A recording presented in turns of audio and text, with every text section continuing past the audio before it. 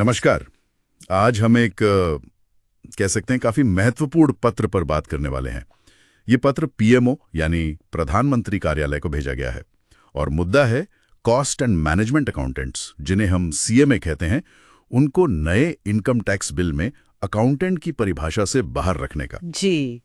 और इस पर चिंता जताई गई है। हाँ बिल्कुल। पत्र में ये तर्क है कि भाई सीएमएस को बाहर रखने से ना फाइनेंशियल और टैक्स सेवाओं में कंपटीशन कम हो सकता है। हाँ, और लोगों के पास मतलब कंज्यूमर्स के पास चॉइस भी कम हो जाएगी। सही, जिसका असर फिर बिजनेस पर, अर्थव्यवस्था पर और खासकर आम जनता पर पड़ सकता है। तो आज का हमारा मकसद है इस पत्र के जो मुख्य तर्क हैं, जो चिंताएं हैं, उनको समझना। तो चलिए जरा गहराई से देखते हैं इसको। बिल्कुल। तो देखिए, पत्र शुरू होता है 13 फरवरी 2025 के प्रस्तावित आयकर विधेयक के जिक्र से। इसमें साफ कहा गया है कि सीएमएस को अकाउंटेंट की परिभाषा से बाहर रखा गया है। हाँ। और पत्र लिखने वाले हैं सीएमए जितेंद्र डी देशमुख। उनका मानना है कि ये एक तरह से institute of chartered accountants of India यानी आईसीएआई की मोनोपोली को बढ़ावा देने वाला कदम है। जी, और उन्होंने इसमें 2022 की एक पार्लियामेंट्री स्टैंडिंग कमेटी की रिपोर्ट का भी हवाला दिया है। अच्छा।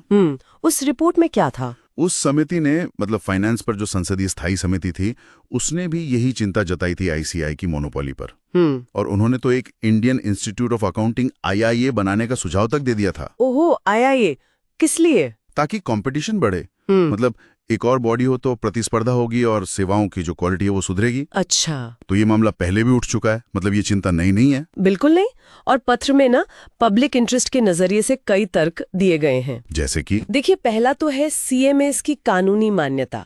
मतलब उनका जो इंस्टीट्यूट है, institute of cost accountants of India, वो भी संसद के एक्ट से बना है, cost and works accountants act 1959। हाँ, सुना है। तो उनका लीगल स्टेटस सीएज और कंपनी सेक्रेटरीज के बराबर ही है। ठीक है। और दूसरा तर्क? दूसरा तर्क, और शायद ये सबसे जरूरी है, वो जुड़ा है जनता के चुनने के अधिकार से। अच्छा, राइट टू चूज। हाँ, पत्र कहता है कि भाई लोगों को, बिजनेस को ये आजादी होनी चाहिए कि वो अपनी टैक्स और फाइनेंशियल जरूरत के लिए सीए को चुने या सीएमए को चुने या किसी और क्वालिफाइड प्रोफेशनल को। अगर सिर्फ एक ही ऑप्शन होगा, मतलब मोनोपोली होगी, तो अक्सर क्या होता है, कॉस्ट बढ़ जाती है। हाँ, महंगा हो जाता है और सर्विस की क्वालिटी भी गिर सकती है, ये खतरा रहता है। तो मतलब चॉइस होनी चाहिए। बिल्कुल। अच्छा, पत्र सीएमएस की अपनी जो काबिलियत है, उनकी जो एक्सपर्टीज है, उसके बारे में भी कुछ कहता है? हाँ, उस पर भी काफी जोर दिया गया है।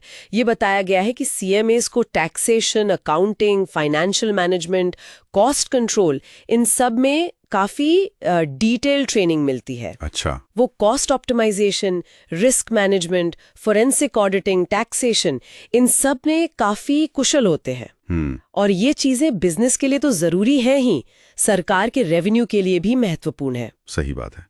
और ये भी एक पॉइंट था ना कि सीएमएस को दूसरे कानूनों में तो मान्यता मिली हुई है। हाँ बिल्कुल, जैसे जीएसटी एक्ट है, कंपनीज एक्ट 2013 है, कस्टम्स एक्ट है, इन सब में उन्हें मान्यता प्राप्त है। तो फिर इनकम टैक्स में क्यों नहीं? यही सवाल पत्र उठाता है कि भाई जब बाकी जगह वो कॉम्पिटेंट माने जा रहे हैं, तो डायरेक्ट टैक्स में ये अलग बर्ताव क्यों? ठीक है। और इसके साथ ही दुनिया भर के उदाहरण भी दिए हैं। अच्छा। जैसे अमेरिका में सीपीए भी है, सीएमए भी है, यूके में एसीसीए, सीमा है, कनाडा में सीपीए, सीएमए है।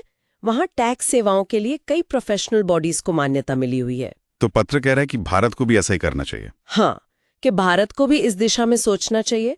खासकर जो हमारे एमएसएमईज हैं, स्टार्टअप्स हैं, उन्हें क्वालिफाइड प्रोफेशनल्स की जरूरत होती है और उनके पास विकल्प ज्यादा होने चाहिए।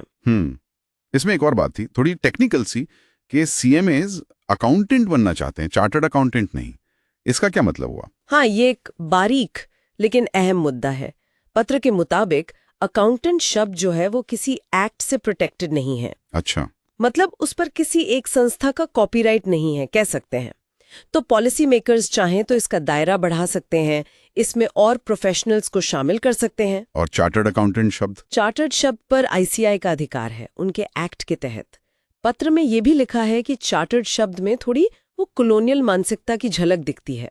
अच्छा, वैसे पत्र में कुछ पुरानी बातों का, पुरानी शिकायतों का भी जिक्र है शायद सीएमएस की तरफ से। हाँ, एक पूरी लिस्ट दी गई है जहां उन्हें लगता है कि पिछले कुछ सालों में उनके साथ ठीक नहीं हुआ या उनके मौके छीने गए हैं। क्या क्या है उसमें? जैसे यही अकाउंटेंट परिभाषा से बाहर होना, फिर रेरा कानून में पहले वो कॉस्ट सर्टिफिकेशन करते थे, वो काम उनसे ले लिया गया। बैंकों के जो कॉन्करेंट ऑडिट होते हैं उनमें उन्हें पूरी मान्यता नहीं है। पीएसयू में डायरेक्टर फाइनेंस की पोस्ट के लिए अब अक्सर सिर्फ सीए ही मांगे जाते हैं। कोऑपरेटिव सोसाइटीज हैं, पंचायतें हैं, उनके ऑडिट में भी उन्हें उतनी जगह नहीं मिलती। तो ये सब दिखाता है कि ये सिर्फ इनकम टैक्स बिल का मामला नहीं है। हाँ। उनके लिए ये एक बड़ा पैटर्न है। समझ गया। और क्या पहले भी कभी कोशिश हुई थी इन्हें शामिल करने की, जिसका जिक्र? पत्र में लिखा है कि 2014 का जो डायरेक्ट टैक्स कोड बिल था, डीटीसी, उसमें कॉस्ट अकाउंटेंट शामिल थे। अच्छा, फिर क्या हुआ? वो बिल पास ही नहीं हो पाया। पत्र का इशारा है कि शायद सीए लॉबी के दबाव और राजनीतिक इच्छा शक्ति की कमी के कारण ऐसा हुआ। और 2013-14 में कॉस्ट ऑडिट की अहमियत को सरकार ने माना भी था, लेकिन बाद में उसे फिर से डाइल्यूट कर दिया गया, ऐसा पत्र कहता है। तो कुल मिलाकर सार ये है कि ये पत्र सरकार से क्या मांग कर रहा है? संक्षेप में कहें तो 3 मुख्य बातें हैं। 1, इनकम टैक्स बिल को बदलो, सीएमएस को अकाउंटेंट्स में शामिल करो। ठीक। 2, जो संसदीय पैनल ने कहा था मोनोपोली खत्म करने के लिए, उन सिफारिशों को लागू करो। और 3, दुनिया भर में जो अच्छी प्रैक्टिसेस हैं उनको देखो और भारत में भी एक फेयर कॉम्पिटिटिव माहौल बनाओ। तो मतलब निचोड़ ये है कि अकाउंटेंट की परिभाषा को अगर थोड़ा बड़ा कर दें तो उससे कंपटीशन बढ़ेगा, लोगों को ज्यादा विकल्प मिलेंगे और सीएमएस की जो स्किल्स हैं उनका भी बेहतर इस्तेमाल हो पाएगा। बिल्कुल। और भारत की जो फाइनेंशियल सर्विस सिस्टम है वो ग्लोबल स्टैंडर्ड्स के भी करीब आएगी। सही। तो ये वाकई सोचने वाली बात है कि कैसे किसी एक प्रोफेशनल बॉडी के स्थापित दायरे और देश की जो जरूरत है, मतलब ज्यादा विकल्प, ज्यादा प्रतिस्पर्धा, इनके बीच एक सही बैलेंस, एक सही संतुलन कैसे बनाया जाए। हाँ, खासकर जब दुनिया में अलग अलग कामयाब मॉडल मौजूद हैं। ये सवाल जरूर आगे भी चर्चा में रहेगा। बिल्कुल। चलिए, आज के लिए इतना ही।